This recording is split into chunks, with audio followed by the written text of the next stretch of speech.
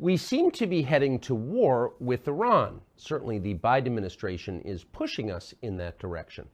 What's new and interesting and ominous is that very few Republicans, the opposition party, are pushing back. Instead, some of the party's leaders are encouraging it.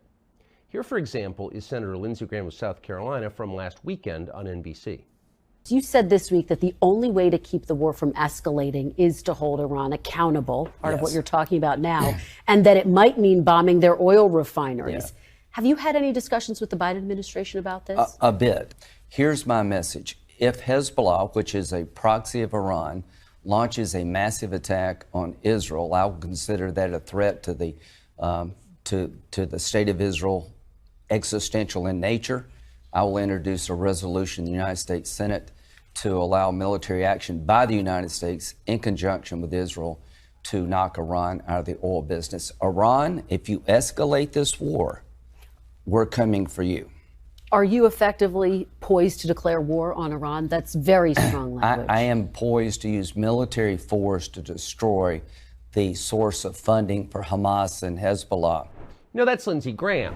Few others in the Republican Party will be that open about their intentions, but very few disagree with him. Certainly not in private. They agree.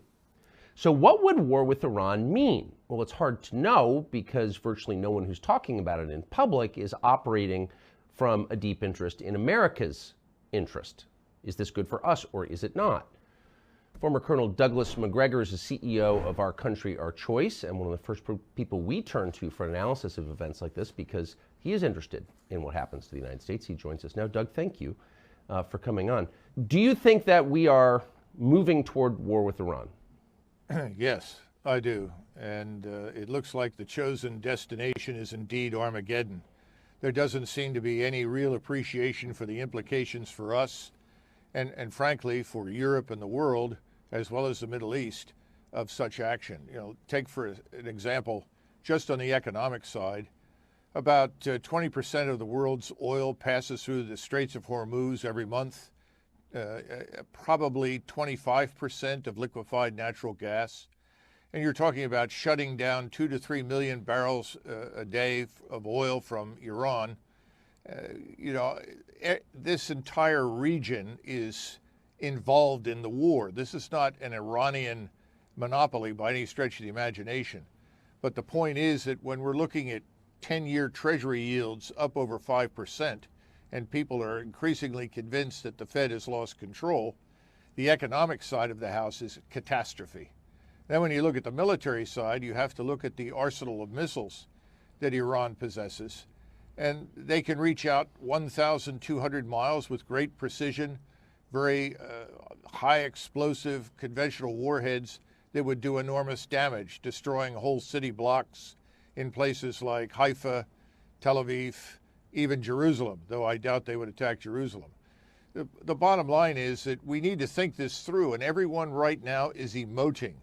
There is no thinking anywhere, as far as I can tell. The only possible exception may be, amazingly enough, Mr. Erdogan in Turkey, who came out this morning and indicated he was willing to mediate the dispute between Israel and Hamas.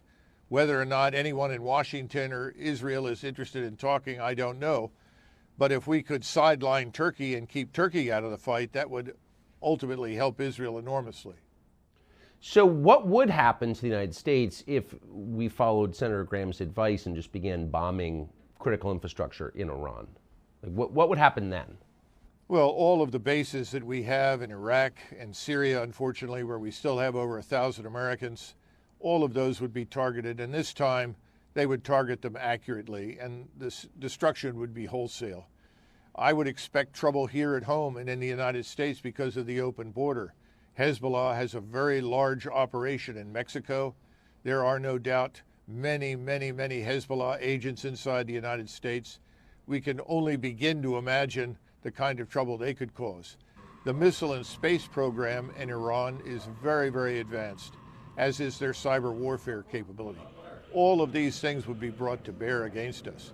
But what's most important, I think, for Americans to understand is if we attack Iran on the basis of Hezbollah's alleged willingness to attack Israel if Israel invades Gaza, we will end up in a fight with Russia.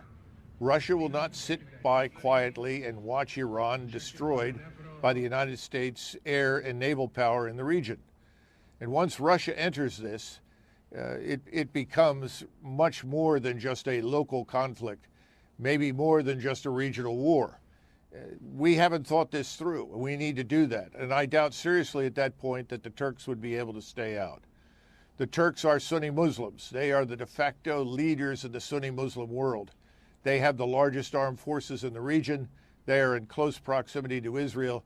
They could move forces south through Syria very rapidly. And I'm sure Bashar al-Assad, assuming he even survives the opening of this campaign, would not obstruct them. So many questions, but just to back up one click, you described Iran's missile arsenal, but Iran is a country that's been the subject of a very intense sanction regime from the United States, increased by the last president, Donald Trump, but for a long time.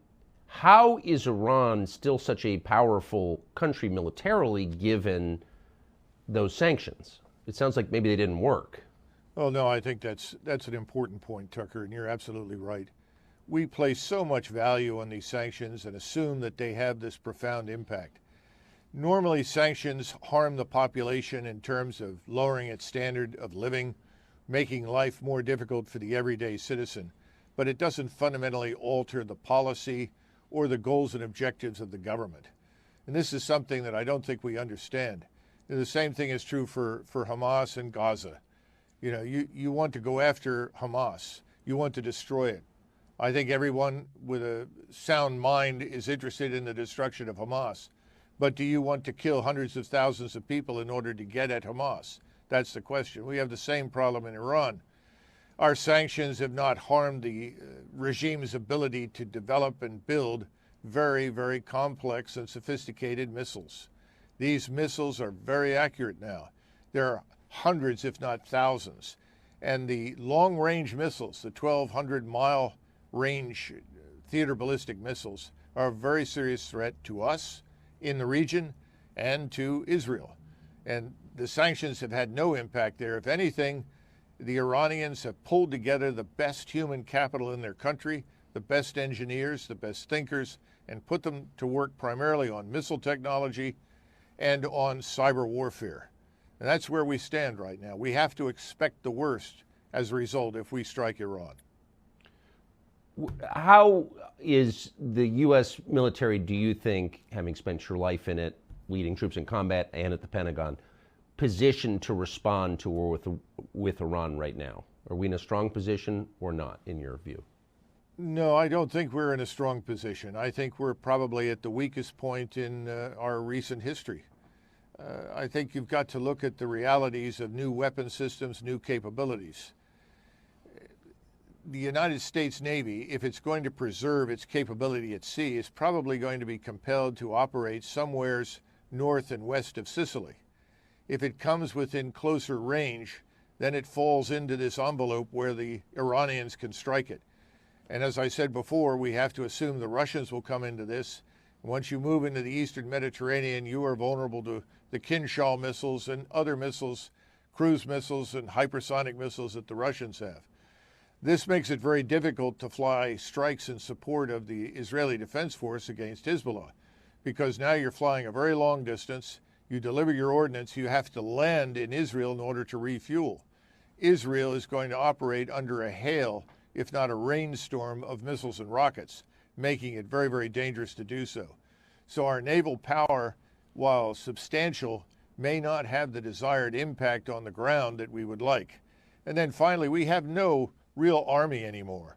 The army is down to perhaps, 450,000. How much of that is ready to fight is open to debate. Much of it is sitting in Eastern Europe right now. We don't have the means to rapidly ship a large force of 80 to 100,000 troops on the ground into the region, which means that we're reliant on special forces and right now 2,000 Marines and perhaps 2,000 special forces and special operations forces. That's not going to make much of a dent. And as we've seen quite recently within the last 24 hours or so, Some of our special ops forces and Israeli special ops forces went into Gaza to reconnoiter, to plan for where they might want to go to free hostages and make an impact. And they were shot to pieces and took heavy losses, as I understand it. I think that's where we're headed. And I don't see that as a win for Israel in any way, shape, or form, and I certainly think it's very dangerous for us. You know, as I've tried to point out to a number of people, until Britain entered World War I, it was just another European war. Once Britain entered it, it became a global war. Well, once we are a co-belligerent, we enter this thing, it's going to be very difficult for Russia and Turkey not to also come into this fight against us, because they will not tolerate the sort of collective punishment that Israel plans for Gaza. The U.S. military does have an awful lot of generals, however, as you pointed out, multiples of the number we had, the absolute number we had during World War II. And they're paid to think about this stuff. Why has it dawned on no one, apparently, who's spoken publicly anyway, that this could really harm our country gravely? Why is no one saying that? Well, I'm sure there are people in the U.S. military who are aware, but let's be frank. Most of the people at the top of the military have never operated under artillery fire or rocket fire. They haven't seen direct fire combat. They haven't seen real war per se. Remember, we've had the luxury of sitting around forward operating bases and striking opponents that were armed with AK-47s and command detonated mines, an occasional mortar or rocket. Very, very low intensity combat. This is a high-end conventional war that we're looking at with the potential to go nuclear, which obviously I don't think we or the Russians want to happen, but we have the wild card in Israel. They do have a nuclear capability. We don't know what the tripwire is for them to employ such a weapon. At that point, of course, all bets are off, and I think most of the world would turn against Israel. Right now, they just have to worry about the Muslim world against them. It would certainly widen if they went that far. There are too many unknowns and uncertainties here. And, you know, everyone always assumes at the beginning of such a conflict, well, it'll be contained. We'll only have to fight these people, Hamas, maybe Hezbollah. It never works out that way. These things always last longer than everyone thinks. The resources required are much more profound than what we anticipated. And remember, we've already used up many of our war stocks in Ukraine, and we've left Ukraine in a state of ruins, places on life support, 500,000 dead. What are we going to do to Israel if we press ahead down this road? And it seems, listening to Secretary of State Blinken this morning, who more and more sounds like our commander-in-chief, that there is no room for negotiation, no room for mediation. Hamas must be destroyed. We must go into Gaza. If so, I think we're on this very dangerous road to Armageddon. What is the objective of the IDF and of Blinken, of the United States and Israel in this short term? Destroy Hamas, but what does that mean? Well, to destroy Hamas, in the minds, I think, of policymakers in Washington as well as in Israel, is to systematically root them out and kill them in Gaza. Mm-hmm. Now, let's be frank, when you go into an urban environment, you can't pick or choose your targets very easily. First of all, no matter how well trained you are, you're moving into an area that is rubbled. There are ruins. It's very difficult to negotiate in that. When I say negotiate, I mean negotiate the terrain through the rubble. You don't know where the enemy's going to pop up. Once you destroy all these buildings, he can be anywhere. So you're going to take losses going in. But more important, once you start going in there, you're going to end up killing whatever you find. Because the soldier, the Israeli soldier, the American soldier, very much the same, they want to live. They want to survive. When in doubt, pull the trigger. They're not going to stop and say, now, wait a minute, before I shoot, I really need to think about this because that may be a civilian or there may be a family there. That's not going to happen. You can't expect that. So the notion that this is a kind of warfare that is so precise that it can avoid so-called collateral damage is just nonsense. We can't expect miracles from the IDF or our own troops, which means that you're going to annihilate everything in Gaza. And remember, the Israelis would like to push the population out. The problem is when you push the population out, if you did into Egypt, you're going to run into trouble with the Egyptians, but even if you manage to get them there, you're only moving the problem that confronts you 20 miles, 30 miles away. In other words, killing people isn't going to solve the problem. But it's very attractive at the moment, and it's very difficult to talk people out of it. Do you believe American troops will be engaged, physically present in the invasion of Gaza? I'm sure they will, because we have American citizens who are hostages. And we've already made it clear that we will assist and support the Israelis in freeing those hostages. Again, the problem is, how do you get the hostages out when you're fighting in this extraordinarily dirty and complex environment? What's to prevent the hostages from simply being executed as soon as you move in force into Gaza? I think the Israelis know that. I think our leadership in Washington knows it. They may have even decided that if that happens, that's tragic, but the ultimate goal of destroying Hamas demands this. Again, it's the issue of collective punishment. I would encourage Americans everywhere to listen to King Abdullah of Jordan's speech in Cairo just a couple of days ago, where he made it clear that he agreed with the abhorrence of what had happened in Israel and loathes Hamas for its barbarity and savagery. But he also goes on to point out that collective punishment meted out to 2 million people is unacceptable, both under international law and for humanitarian reasons. That's the problem. And as Americans see more destruction and more film footage and photographs come out of Gaza showing children, women, old men dying, being killed, the support for Israel is going to erode.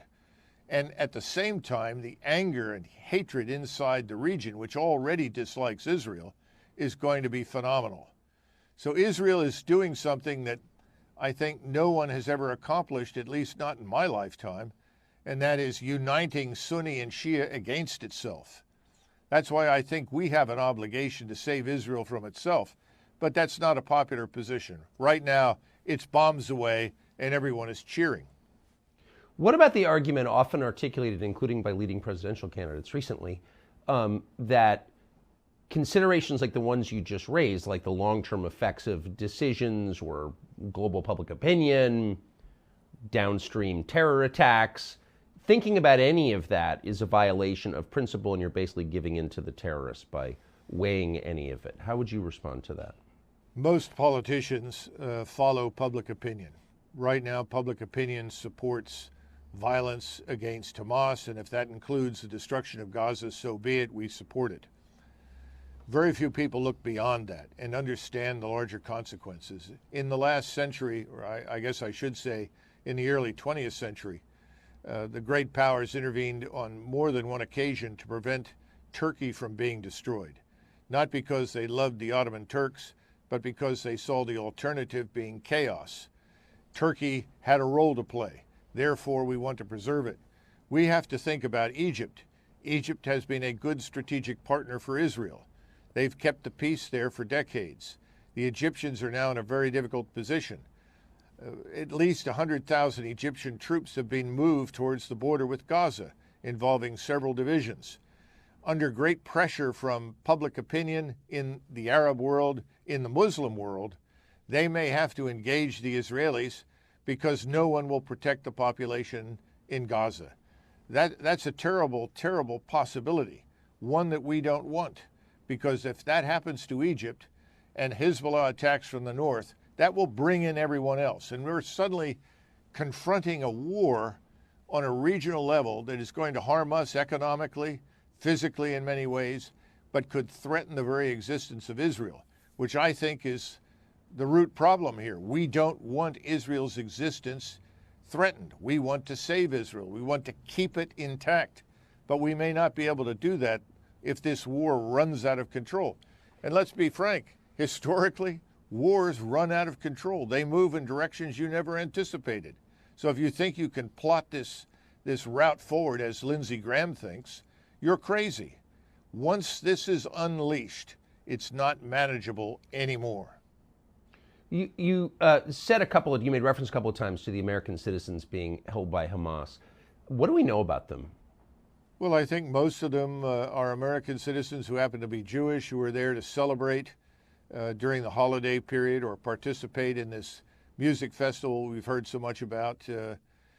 I don't think they ever anticipated anything like this happening. Yeah. The problem is, as we've said before, extracting them from this haystack is nigh on to impossible. What about the concerns about terrorism in the United States in the wake of all of this? Well, I think they're very valid. Yeah, I think these concerns are very, very valid. We've had open borders now for the last 2.5 years, but we've had an illegal migration problem for the last 3+ decades. We don't know who's in the country. We really don't. No one at Homeland Security can tell you who is here. The Europeans face something quite similar. They were bullied into admitting millions of Muslims from the Middle East and Africa. We've been bullied by our government to open the borders and let in effectively anybody who wants to come.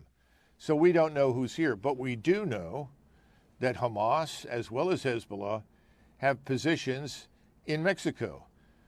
Of the two, Hezbollah is much stronger, much larger, and much better equipped and financed. So we have to expect that once Hezbollah is in the war and we are against them and Iran, that much of our infrastructure will be at risk. Something as bad or potentially even worse than 9/11 could happen here. This brings us back to the whole issue of immigration and border security. We've essentially ignored it. The same politicians who are pushing for war against virtually everyone in the Middle East, which is what it boils down to in the final analysis, don't seem to have thought carefully about protecting us or our borders from all of the terrible things that we've seen in Israel. How much damage could these same people do to us in a shopping mall in the space of 15 minutes?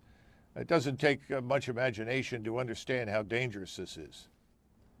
Do you think that this war, if it comes, and as you said, it seems like it is, how will that affect American domestic politics? War traditionally has been used by the people in power to shut down dissent. Can you imagine that happening in this case? Well, I think they'll try. Fortunately, thanks to people like Elon Musk, who bought Twitter and ended the censorship or suspended it, the truth does get through and reach Americans. But Americans will figure out pretty quickly if two things tend to happen at once. You have the war overseas and the war here, but remember the economy and the financial condition right now.